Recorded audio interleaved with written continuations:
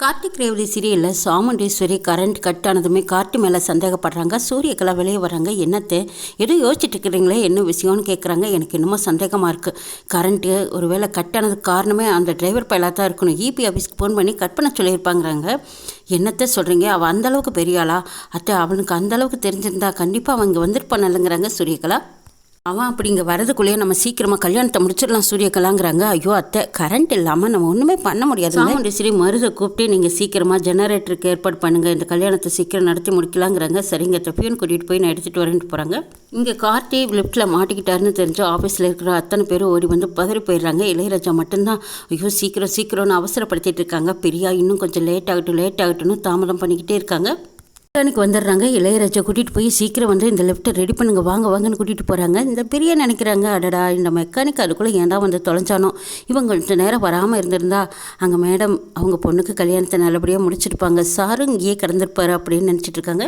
Marudhu register ஆஃபீஸ்க்கு generator எடுத்துகிட்டு வந்திருக்காங்க. ஆஃபீஸர் இது எதுக்கு கொண்டு வந்தீங்கன்னு கேட்குறாங்க. கரண்ட் இல்லையில சார், சீக்கிரமாக எங்கள் கல்யாணத்தை முடிக்கணும், அதான் ஜெனரேட்டரை செட் பண்ணி சீக்கிரம் எங்கள் கல்யாணத்தை முடிச்சு கொடுங்கன்னு கேட்குறாங்க.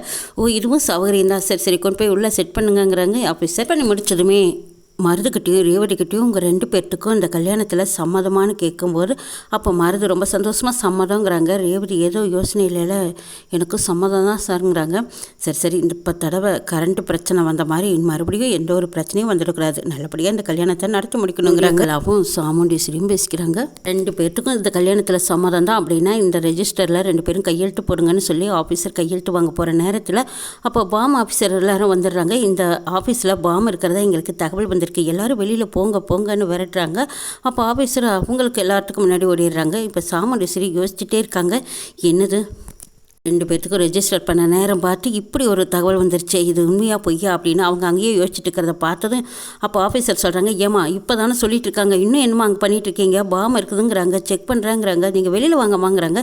சார் முதல்ல இந்த கல்யாணத்தை முடிச்சு கொடுங்க சார் அப்படின்னு கேட்கும்போது, என்னம்மா நீ உயிருக்கு அஞ்சு கிடக்கிறோம், நீ என்னடானா இந்த கல்யாணத்தை முடிச்சு கொடுன்னு கேட்டுட்டு இருக்க, பாம்புக்கு எது வெடிச்சு தொலைஞ்சிட போகுது, கல்யாணம் பண்ணியும் பிரயோஜனம் இல்லாமல் நீங்கள் எல்லாம் அம்போன்னு போயிடுவீங்க, வெளியே வாமா அப்படின்னு சொல்லி திட்டுறாரு.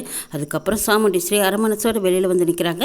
எல்லாம் பார்த்தா ஒரு வேளை அந்த காட்டு பையன் தான் இப்படி ஒரு ஏற்பாடு பண்ணியிருப்பானா, முதல்ல கரண்ட் கட்டாச்சு, இப்போ என்னடானா ஃபார்ம் இருக்குன்னு சொல்லி செக் பண்ணிட்டு இருக்காங்க, அவன் தான் இப்படி ஒரு ஏற்பாடு பண்ணியிருப்பானாங்கத்த அப்படின்னு கேட்குறாங்க. ஒரு நிமிஷம் இரு, நான் பிரியா கிட்ட தானே அவனை லாக் பண்ணி வைக்க சொன்னேன், பிரியா கிட்ட கேட்டு பார்க்குறான், அவன் எங்கே இருக்கான்னு தெரிஞ்சுக்கிட்டா இதுக்கெல்லாம் காரணம் அவன் தான், கன்ஃபார்மாக தெரிஞ்சுக்கலாம் அப்படின்னு சொல்லி சாமுண்டீஸ்வரி பிரியாவுக்கு ஃபோன் பண்ணுறாங்க.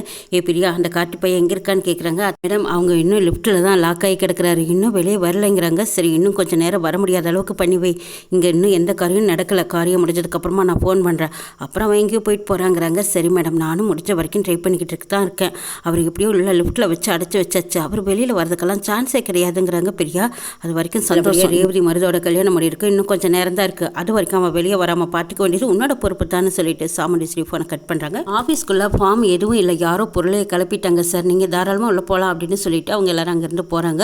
அப்போ சாமுண்டீஸ்வரி ஆஃபீஸரை கூப்பிடுறாங்க. சார் வாங்க சார் சீக்கிரமாக ரெஜிஸ்டர் பண்ணி கொடுங்கன்னு கேட்குறாங்க. அட போமா எனக்கு உள்ளே வரதுக்கே பயமாக இருக்குதுங்கிறாங்க. அதான் செக் பண்ணி பார்த்து எதுவும் இல்லைன்னு சொல்லிட்டாங்கல்ல, அப்புறம் ஏன் சார் பயப்படுறீங்க, நீங்கள் சீக்கிரமாக வந்து எப்படியாவது எங்களுக்கு இந்த கல்யாணத்தை முடிச்சு கொடுங்க, நீங்கள் வந்து தான் ஆகணுங்கிறாங்க. அப்படியெல்லாம் வர முடியாது, எனக்கு கொஞ்சம் பயமாக தானே இருக்குது, அதுக்காக எப்போவுமே நீங்கள் வெளியே தான் நிற்க போகிறீங்களா, என்ன சார் இப்படி பயந்துட்டு இருக்கீங்க, வாங்க சார் வந்து நல்ல கருத்தை நல்லபடியாக முடிச்சு கொடுங்கன்னு கேட்டதுக்கப்புறம் சரிம்மா இவ்வளோ தூரம் கூப்பிட்றீங்க, சரி வரேன் அப்படின்னு சொல்லி உள்ளே போயிருந்ததும் அந்த ரெக்கார்டில் கையெழுத்து வாங்க போகிறாங்க. கார்த்தியோட ஆஃபீஸில் மெக்கானிக் வந்து லிஃப்ட்டை ரெடி பண்ணிடுறாங்க. கார்த்தி வெளியில் வந்து இளையராஜாவை ஏண்டா ஒரு மெக்கானிக் கூட்டிகிட்டு வரக்கு இவ்வளோ நேரம் பண்ணுவீங்கிறாங்க. ஐயோ சாரி மாப்பிள்ள கொஞ்சம் லேட் பண்ணிட்டாரு, நான் என்ன செய்யிட்டுங்கிறாங்க.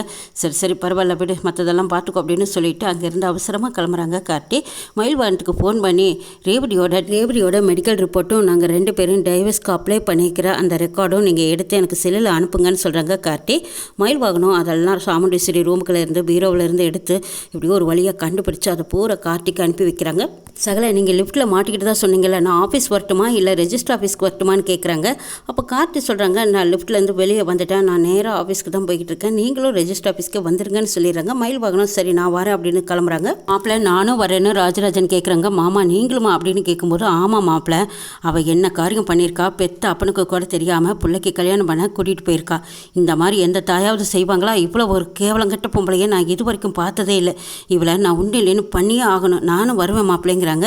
அப்போ ராஜராஜன் சொல்கிறாங்க, இதை பாருங்க மாமா, நீங்கள் வர வேண்டாம், காரியமே கெட்டுடும், கொஞ்சம் அமைதியாக இருங்க, நாங்கள் போய் பார்த்துட்டு வரோம், சகலை வரேன்னு சொல்லியிருக்காரு, நானும் சகலையும் போய் பார்த்துக்குறோன்ட்டு போகிறாங்க.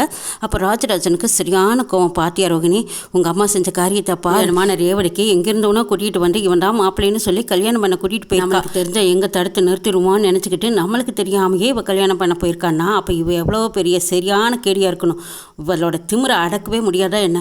முதல்ல வீட்டுக்கு வரட்டும், அப்புறம் இருக்கு அவளுக்குன்னு சொல்லிட்டு இருக்காங்க.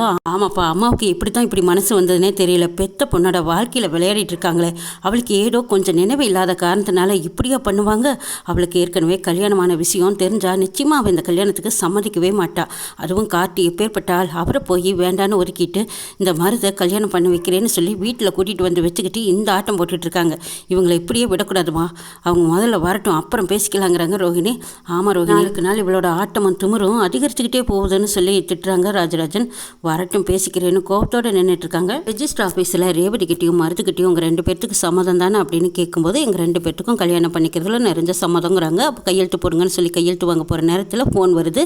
ஒரு நிமிஷம் இருங்க, நான் ஃபோன் பேசிட்டு வரேன்னு சொல்லி ரெஜிஸ்டர் ஆஃபீஸர் வெளியில் வராங்க. வந்ததுக்கப்புறம் கார்த்தி தான் கூப்பிட்டு கேட்குறாங்க, என்ன சார் ரேவதிங்கிற பொண்ணுக்கு கல்யாணம் பண்ணி வைக்கிறீங்களாங்கிறாங்க. ஆமாம், அது எப்படி உங்களுக்கு தெரியும், நீங்கள் யாருன்னு கேட்குறாங்க. இந்த பொண்ணுக்கு ஏற்கனவே கல்யாணம் ஆயிடுச்சு. கொஞ்சம் நாளைக்கு முன்னாடி அவங்களுக்கு உடம்பு சரியில்லாமல் போனதுனால பழசெல்லாம் மறந்துட்டாங்க. ஒரு காரணமாக வச்சுட்டு அவங்க அம்மா வேறொரு பையனுக்கு கல்யாணம் பண்ணி வைக்க டைவர்ஸ் அப்ளை பண்ணியிருக்காங்க. இன்னும் டைவர்ஸ் ஆகலை. இந்த கல்யாணத்தை நீங்கள் செஞ்சு வச்சா அப்புறம் என்ன நடக்குங்கிறது உங்களுக்கே தெரியுமில்லைங்கிறாங்க. சார் முதல்ல நீங்கள் யார் சார், என்னைய மிரட்டுறீங்களாங்கிறாங்க. இதை பாருங்கள் சார், மிரட்டுறதோன்னு எனக்கு நோக்கம் கிடையாது, ஆனால் உங்களுக்கு நான் ஹெல்ப் பண்ணுறேன் சார். இந்த கல்யாணத்தை பண்ணி வச்சிங்கன்னா அடுத்தது உங்கள் நிலைமை என்ன ஆகும்னு யோசிச்சுக்கங்கிறாங்க. அதுக்கப்புறம் ஆஃபீஸுக்கு பயம் வந்துடுது. போனதும் சாமுண்டீஸ்வரி கிட்ட கேட்குறாங்க, இங்கே வாங்கம்மா அப்படின்னு கூப்பிடுறாங்க. சாமுண்டீஸ்வரி என்ன சார் என்ன அப்படின்னு கேட்கும்போது, ஏமா இந்த பொண்ணுக்கு ஏற்கனவே கல்யாணம் ஆயிடுச்சாங்கிறாங்க. ஆமாம் சார், கல்யாணம் ஆகி டைவர்ஸும் ஆயிடுச்சு, 6 மாதம் ஆயிடுச்சு, நான் வேறு கல்யாணம் பண்ண தயாராகிட்டேன், அதை பற்றியெல்லாம் நீங்கள் கவலையே பட வேண்டாம் சார், நல்லபடியாக இந்த கல்யாணத்தை முடிச்சு வைங்கிறாங்க. என்னம்மா நினச்சிட்டு இருக்கீங்க? ஏமா இந்த பொண்ணுக்கு இப்போது பழைய நினைவுகள் எதுவுமே இல்லையா?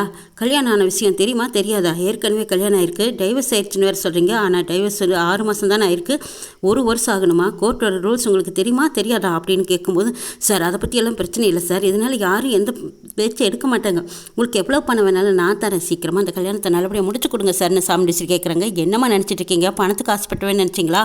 நீங்கள் பணத்தை கொடுத்து எல்லாம் சரி பண்ணிடலான்னு நினைக்கிறீங்களா? ஏமா இது கோர்ட்டு கேஸுன்னு போனால் நானும் நீங்களும் உள்ளே கிடக்கணுமா? என்ன நினச்சிட்டு இருக்கீங்க? இந்த பொண்ணுக்கு கல்யாணம் பண்ணி வைக்கிறது எவ்வளோ பெரிய தப்பு தெரியுமா?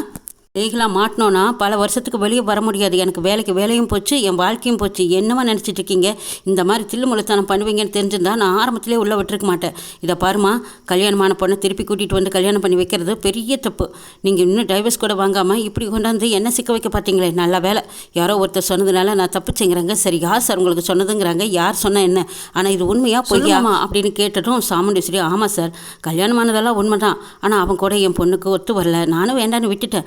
அடுத்தது என் பொண்ணுக்கு சின்ன ஆக்சிடென்ட் ஆச்சு, அதனால் அவளுக்கு பழசெல்லாம் மறந்து போச்சு, அதுக்காக என் பொண்ணை அப்படியே விட்டுற முடியுமா? ஏதோ நல்ல சம்மந்தம், அதனால தான் கல்யாணத்தை பண்ணி வச்சிடலான்னு நானும் ஆசைப்பட்டேன் சார், வேற ஒரு காரணம் கிடையாது. பெரிய விஷயங்களை என்கிட்ட மறைச்சி இந்த கல்யாணத்தை பண்ண பார்த்தீங்களே, நல்ல வேலை நான் கண் முழிச்சிட்ட, வெளியே போங்கம்மா அப்படின்னு சொன்னதும் எல்லாரும் வீட்டுக்கு வராங்க. ராஜராஜன் கோவத்தோடு நிற்கிறாரு.